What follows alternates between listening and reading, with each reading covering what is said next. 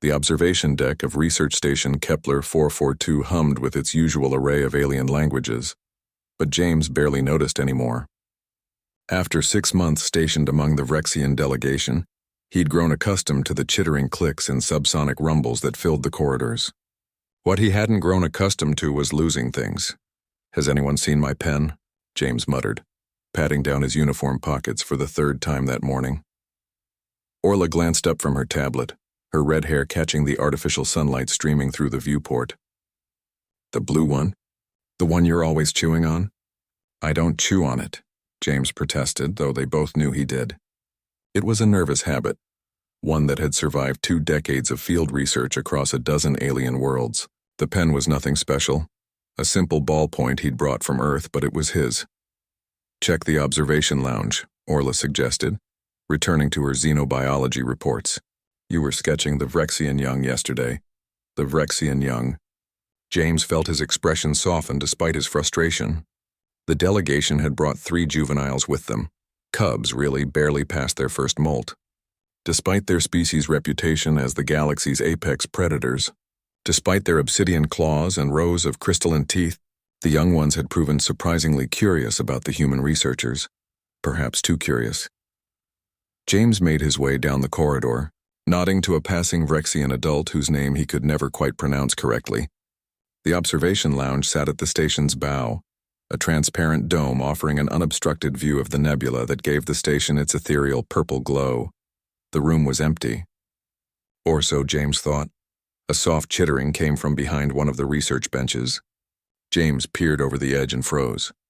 3 Vrexian cubs huddled in a tight circle, their iridescent scales reflecting the nebula's light in shifting patterns of concern and concentration. In the center of their circle lay the remains of his pen. "Oh no," James whispered. The pen had been snapped cleanly in 2, the blue plastic casing split to reveal the ink cartridge within. One of the cubs, the smallest with scales that hadn't yet darkened to adult coloration, held a roll of what appeared to be Vrexian medical tape. Another cub carefully aligned the 2 halves of the pen, while the 3rd attempted to wrap the tape around the break. Their claws, each one capable of shearing through reinforced steel, trembled with the effort of delicacy. The tape stuck to their scales, to each other, to everything except the pen. The smallest cub made a sound like a kettle whistling in distress. James felt something catch in his throat. The Vrexians were a warrior species, engineered eons ago for combat across 100 worlds. Their empire stretched across 6 systems, and their military prowess was legendary.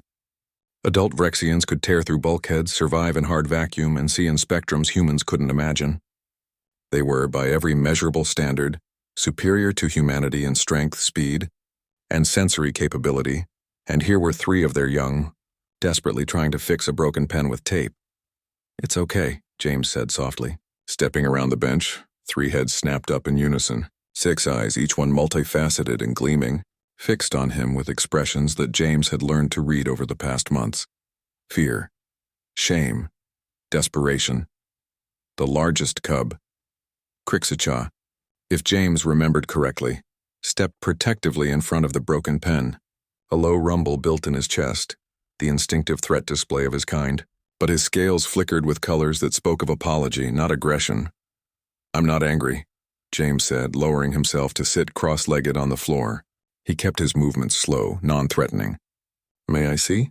The cubs exchanged glances, communicating in flashes of bioluminescence that human eyes could barely track. Finally, Crixacha stepped aside. James picked up the 2 halves of his pen. The break was clean, probably from one of the cubs accidentally putting too much pressure on it. They'd been trying to wrap the tape tightly enough to hold it together, but their claws, designed for combat, couldn't manage the fine motor control required. Tape hung in twisted strips stuck to everything. "You tried to fix it," James said, wonder coloring his voice. The smallest cub chittered softly, a sound Orla had taught him meant something like, "Sorry, sorry, sorry." James felt his eyes sting. In 6 months of interspecies cooperation, he'd seen the Vrexians display honor, courage, and tactical brilliance. He'd seen them defer to human creativity and problem-solving, had watched ancient warriors accept that these soft, weak creatures from Earth had something valuable to offer. But this was different. This was three children understanding they'd broken something that didn't belong to them and trying desperately to make it right. "Here," James said, pulling a small tube from his pocket. "This is what we call super glue. Want to help me fix it properly?" The cub's scales rippled with colors James had learned meant excitement and relief. He showed them how to apply the tiniest drop to each half, how to hold the pieces together for 30 seconds, how to wipe away the excess. Their massive claws, so deadly in combat, trembled with concentration as they helped him. When the pen was whole again, the smallest cub reached out one claw, delicately, so delicately, and touched the repair. James clicked the pen and a line of blue ink appeared on his palm. The cub's scales exploded in patterns of joy. Orla found them an hour later, James sitting on the floor with three Vrexian cubs draped across him like scaly puppies, all of them sketching on spare paper with colored pencils James had retrieved from his quarters. The cubs' drawings were chaotic scribbles, but they chirped and clicked with pride as they worked. "Your pen broke," Orla observed. "They tried to fix it with tape," James replied, his voice thick with emotion. Orla looked at the cubs, then at James, then at the mended pen.